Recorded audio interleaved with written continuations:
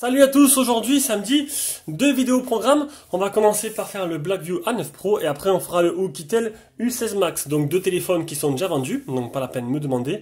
Donc si après les téléphones vous intéressent, vous avez dans la description de la vidéo un lien d'achat directement pour commander ces téléphones sur la boutique Gearbest.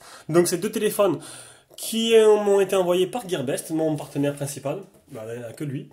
Donc, vous allez voir tout au long de ce test, on va commencer par le A9 Pro.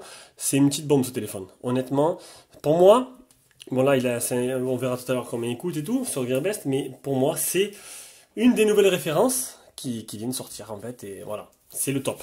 Allez, donc, c'est un téléphone qu'on va commencer de suite avec les caractéristiques. Alors, comme je vous l'ai dit, c'est un smartphone qui vient de chez Gearbest. Il coûte actuellement en vente flash 80 €. Niveau des caractéristiques, on a affaire à un écran 5 pouces en 720p, un processeur 6737 45 Go 3, Android 7.0, 2 Go de RAM, 16 Go de ROM, un appareil photo avant de 2 mégas et à l'arrière c'est du double appareil photo, on a du 8 mégas et du 0,3. Les accéléromètres, on va voir ça tout à l'heure, le double SIM, donc apparemment c'est un micro SIM plus une nano SIM. GPS, Bluetooth 4.1, 2G, 3G, 4G, 4G toute bonne sauf la 700, on verra ça à la fin aussi. Niveau de la carte SD, il prend jusqu'à 32 Go et la batterie est donnée pour 3000 mAh. Les dimensions c'est 14,36 sur 7,24 sur 9,2 mm d'épaisseur. On va aller voir un peu les photos qui ont été envoyées par Blackview, les photos commerciales. Donc apparemment on apprend que c'est un double appareil photo 8 et 3 de Samsung à l'arrière.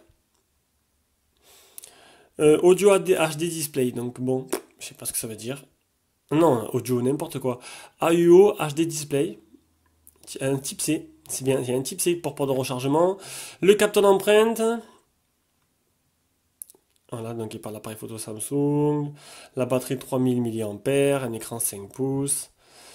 Ce qui est bien, c'est que pour le prix, on a quand même du type C, du Samsung en appareil photo. On va voir direct dans le test si tout ça fonctionne à merveille. Allez, on passe directement au design.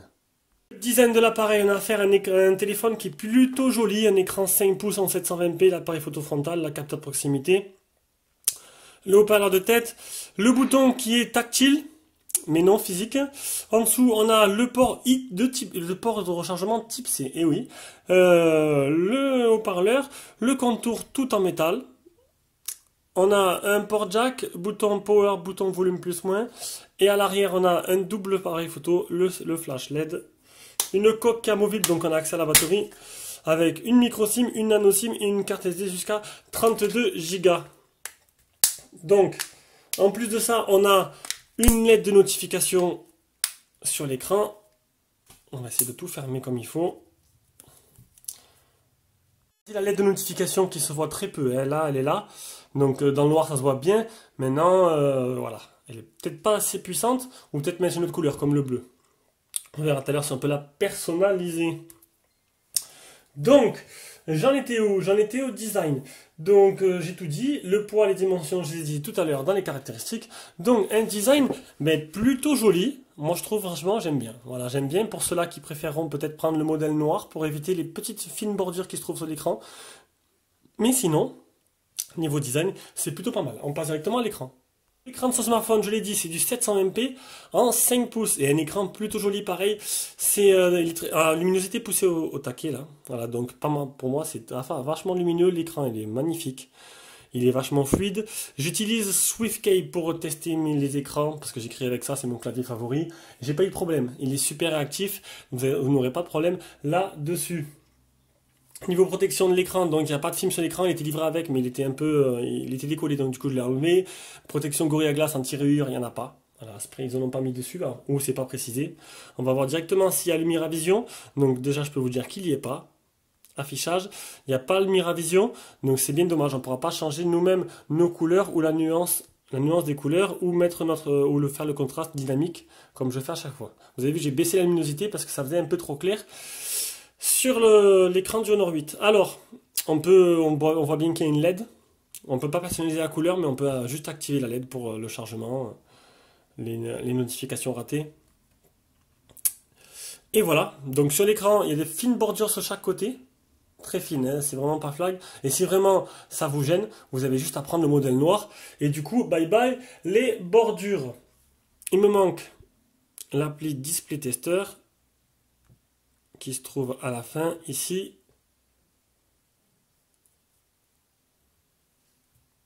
Alors, pixel mort, fuite de lumière, hop, c'est comme ça.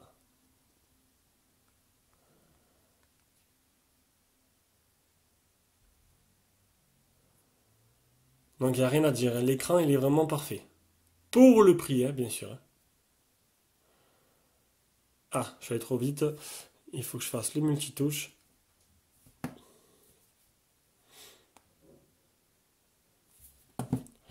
C'est un 10 touches. C'est un bon point ça aussi. Encore un avantage de plus. Et les photos réelles.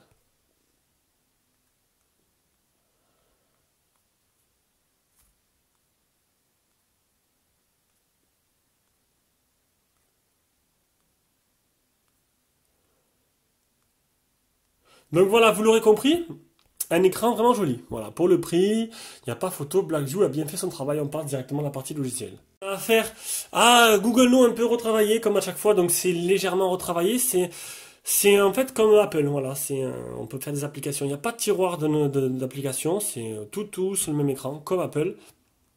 Niveau fluidité, il n'y a rien à dire, j'ai pas eu de ralentissement, j'ai rien eu pendant l'utilisation. Les options les options du logiciel. Donc déjà, on va les voir. On est bien sous Android 7. Il n'y a pas de mise à jour. C'est bien le modèle A9 Pro. Hop, on remonte, on a le Parallel Space. Le Parallel Space, ça vous permet de mettre plusieurs comptes dans une seule application, de cloner une application. Le One-Handed Mode, qui vous permet en fait de réduire. On va le faire de suite. Tac, regardez. Non, c'est comme ça, il faut enlever ça. Tac. Ça réduit en fait la taille de l'écran pour les gens qui ont des petites mains. Bon, là, c'est un 5 pouces, je vois pas l'intérêt. Après, le gesture unlock, c'est double tap sur l'écran et tout. Donc, pour l'activer, vous éteignez le téléphone, vous ferez un double tap dessus ou vous écrirez par exemple un C, ça vous amènera directement au répertoire. C'est à votre guise, c'est vous qui choisirez. Qu'est-ce que vous voulez activer? Le Smarto Sensory, ça marche avec le capteur de proximité. Ça vous fait des gestes devant le capteur. Ça vous permet de tourner les photos comme ça, dans la galerie ou dans le launcher ou prendre une photo. Le One Float View, c'est nouveau, ça vient de sortir. Je l'ai aussi vu sur le côté UQ16 Max. Voilà, hop, vous venez dans le bord de l'écran, vous montez, et ça vous apparaît un petit menu raccourci avec pas mal de petites options. C'est plutôt sympa. Et on a encore, c'est pas fini, on a les float gestures qui rajoutent un petit menu contextuel à l'écran qui vous permet de, hop, une petite mise au point qui vous permet d'avoir des petits raccourcis et de choisir un peu ce que vous voulez. Donc, niveau logiciel, c'est vachement complet. Et ça, c'est bien parce que la ROM est super pratique, super optimisée. Et ça, j'adore. On peut aller voir maintenant la mémoire. Sur 2 Go, il reste 1,5 Go. Et le stockage sur 16 Go, il reste 10,67. Je pense que j'ai fait le tour. Donc, non, j'ai pas fini. Il manque Font Tester et l'OTG. Donc, Font Tester, il se trouve là.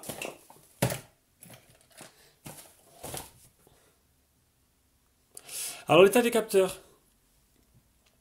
Accéléromètre, lumière. Voilà, qui marche avec le capteur de proximité et c'est tout. Il n'y a pas plus. Bon, voilà, on ne peut pas tout avoir non plus. Hop. L'OTG, il ne fait pas OTG, donc c'est bien du type C, mais il ne fait pas OTG.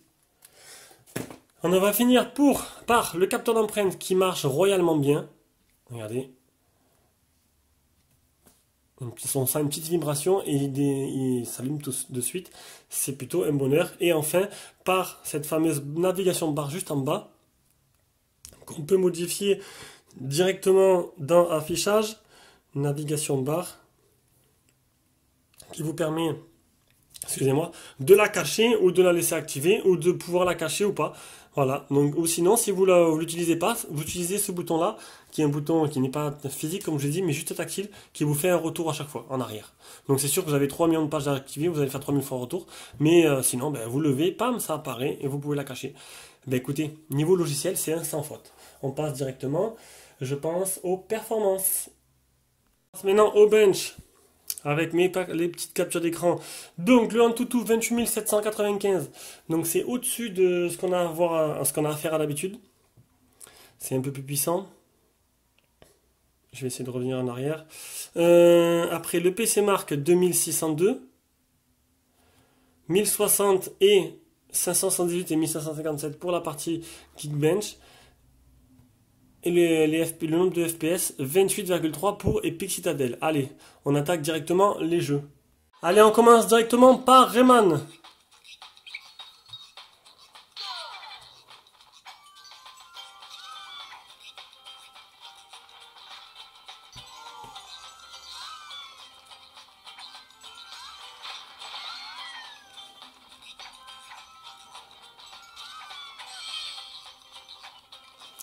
Et il n'y a pas à dire, ça marche vraiment plutôt bien.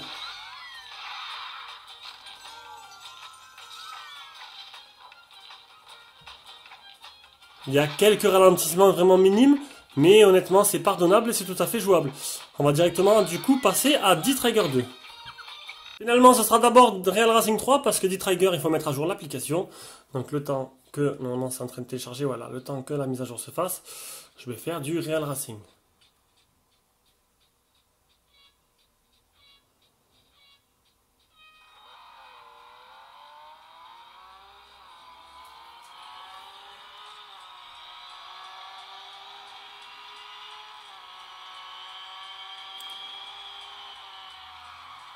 Bon, on peut voir que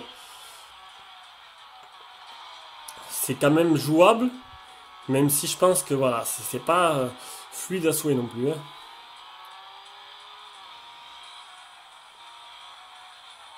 Après chacun se fera son propre objectif.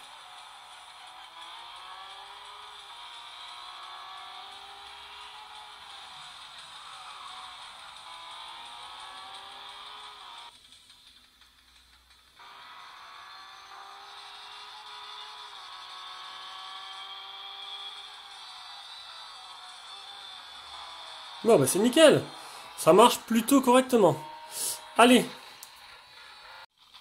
Alors, D-Trigger 2, ça y est. Qui a fini de télécharger, de se mettre à jour.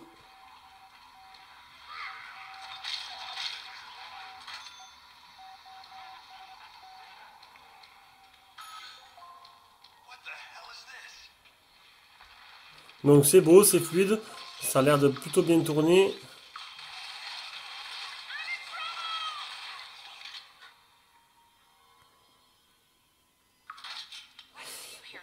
Pas énormément de ralentissement. Bon, dans les 3 jeux qu'on a testés, on a pu voir des légers ralentissements, mais vraiment presque imperceptibles, hein. Oula, j'ai voulu utiliser un mot compliqué, c'était improvisé. J'ai réussi à le placer comme il fallait. Voilà, donc, vous avez compris, partie performance, c'est plutôt bien. Pour l'instant, c'est un sans faute ce téléphone-là, c'est vraiment un bonheur total. Je me suis vraiment régalé à l'utiliser et pour moi, ça va devenir une nouvelle référence à ce prix. On continue avec l'appareil photo. Avec le logiciel appareil photo, un logiciel plutôt sympa, qui ressemble pas du tout à ce qu'on voit d'habitude, ça c'est plutôt bien. Enfin, on l'a déjà vu ce logiciel, mais au moins ils ont fait l'effort de faire une surcouche. En dessous, au-dessus, on a les paramètres avec l'image, low height, je sais pas ce que c'est, ZSD, qualité vidéo, réduction du bruit, etc., etc. On a quelques petites options plutôt sympas. On va enlever ça, tac. Ah, c'est mieux, parce que du coup, voilà, donc le HDR, le retardateur, le mode nuit, et ça c'est le flash. Après on a panoramique, on a photo, on sait pas en slidant, on a vidéo et broken, c'est l'histoire, c'est le double appareil photo avec ce petit effet de flou. On va regarder directement les échantillons que j'ai pris. Et salut à tous, on passe directement aux échantillons et on voit ça de suite. Le petit selfie des familles. Le petit selfie, il fait chaud, hein. Commencez pas à critiquer, à rigoler, à critiquer, vous critiquez pas, vous rigolez. Mais petit selfie avec, bon, c'est pas extraordinaire, hein. On peut voir que bon, ça fera le travail, mais c'est pas non plus sensationnel. Une petite vidéo directement.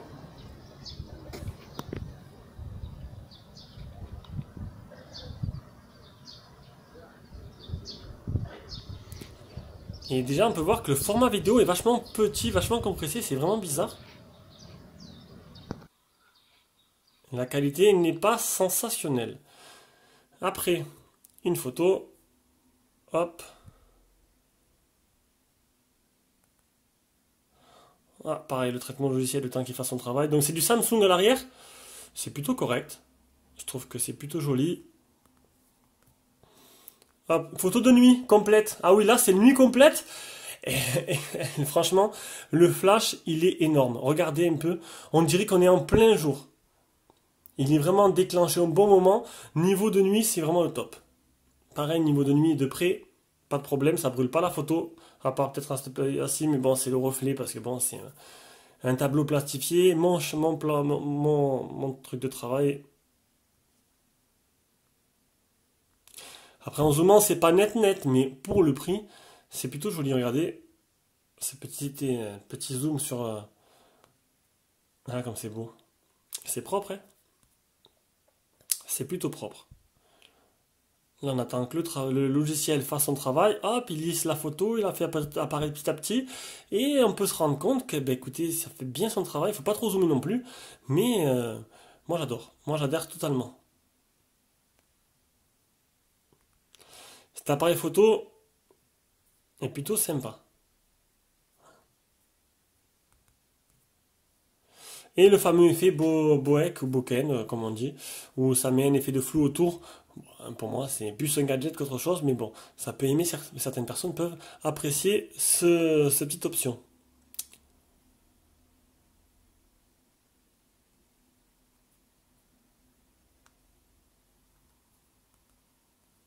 Voilà, donc, bah, écoutez, un appareil photo qui fait bien son travail et qui est plutôt pas mal. Voilà, ce Samsung, il marche plutôt très bien. Allez, on passe directement à la partie GPS. Yes. Alors, il a très bien marché. Je l'ai utilisé pour partir. Bon, je dis que j'ai pris ces trois téléphones-là pour partir en vacances. Donc, du coup, j'ai pu les utiliser pas mal de temps. Une jour entier par téléphone. Au moins au niveau du GPS. Donc, 3 mètres de marge, 10 trouvés, 8 fixés. Il a très bien marché. On va directement passer à la partie audio-vidéo. Avec une petite vidéo pour commencer en 720p. Et après, on écoutera un peu ce que vaut le haut-parleur. On va couper le son pour pas avoir de problème avec YouTube, ce serait vraiment dommage. Oula, le Honor 8. Voilà.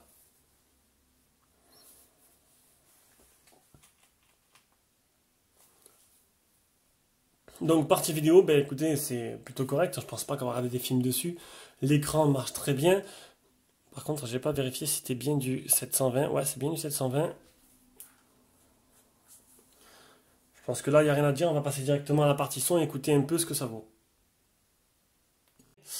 Donc sur YouTube, une musique sans droit d'auteur. Ah, la petite pub. Voilà. Allez, il n'y a pas de son.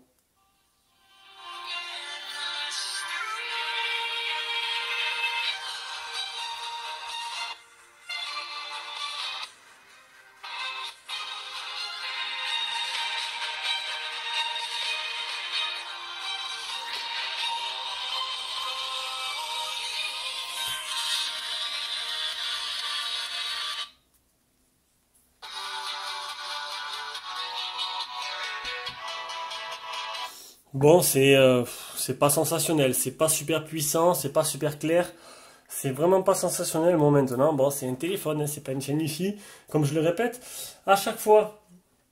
Ah, le prise jack, il est où? Le petit truc, il est là-bas. J'avais oublié de le recharger. J'espère qu'il y aura assez de batterie.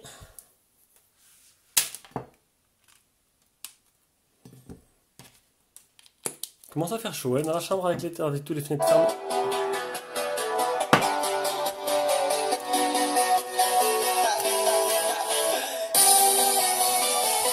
Nickel. Je disais, il commence à faire chaud dans cette chambre avec les fenêtres fermées. Et là, je peux pas ouvrir, il y a des voitures qui passent. Allez, on on arrive à la fin. Et tant mieux. Là, je commence un peu à mourir de chaud. Alors, le réseau, qualité du Wi-Fi, bon, ben, vous le savez, je suis à côté de la borne. Donc, et même à côté de la borne, je n'ai que 3 sur 4. Ce qui est plutôt anormal, regardez. 3 sur 4, alors que je devrais avoir ah là, non, 3 sur 4. Je devrais avoir un 4 sur 4. Enfin, la borne est à 3 mètres. Bon. Je pourrais pas vous faire un bon retour Wi-Fi là-dessus. Niveau 3G, 4G, donc 3G, 4G, toute bande française, sauf la 700. Donc la 700 est très peu utilisée, une antenne pour Bouygues ou deux. Et Free, ils en ont quelques-unes dans les grandes villes. Niveau de l'autonomie. Alors la batterie qui est donnée pour 3000 mAh. Je l'ai mesuré à... Non, c'est où déjà? Ah, il faut aller dans... Parce qu'ils ont même remodelé la galerie. Donc folder, appareil photo, là, 2984, vous avez vu? 2984, il marche bien mon boîtier. Hein. Donc donné pour 3000 et je trouve 2984, donc il y a bien 3000 mAh. Au niveau de l'utilisation, donc déjà PC Mark, on a du 6h12, c'est plutôt pas mal. Ah, j'ai oublié de vous dire ça. Il n'y a pas de malware. Si, non, zéro malware. La ROM est propre. Analyse terminée, hop. Il n'y a pas de malware, elle n'est pas infectée la ROM. Ça, j'ai oublié de le dire à partie logicielle. Et ouais, parce qu'il faut que je le rajoute. Il faut que je le rajoute sur mon papier. J'ai refait mon papier, je l'ai perdu. Et du coup, passons, on continue. Et en utilisation, on a 83% en 17h54. Donc 18h, 83%. Il a pas mal tenu. 2h28 d'utilisation. J'ai fait que 5 minutes d'appel. J'ai fait 20 minutes de GPS. Et toute la journée, quoi, je l'ai utilisé comme un téléphone normal. Donc une batterie assez solide. Plutôt sympa pour un 5 pouces en 720p. Voilà. Donc, bah écoutez, le test est terminé. Conclusion, celui-là est déjà vendu. Je sais que ce téléphone va en plaire à pas mal de monde. Si vous voulez l'acheter, il y a un lien directement en dessous dans la vidéo. En plus, il est en vente flash en ce moment sur Gearbest, comme on a vu au début du test. Pour moi, c'est la nouvelle référence. Tout simplement, je vais changer dans mon guide d'achat. D'ailleurs, guide d'achat, j'arrête de les faire parce que ça devient très compliqué. J'ai testé 184 smartphones, je crois, ou 185. Vous faire un guide d'achat sur 185 smartphones, ça commence à devenir vachement hard. Il y a tellement de téléphones qui sont plutôt pas mal. Donc celui-là, pour moi, c'est là. Si vous avez 70 euros, c'est 70 euros bien investis. Maintenant, vous faites ce que vous voulez. Mais pour moi, voici la nouvelle référence des téléphones. Merci, Blackview. À très bientôt.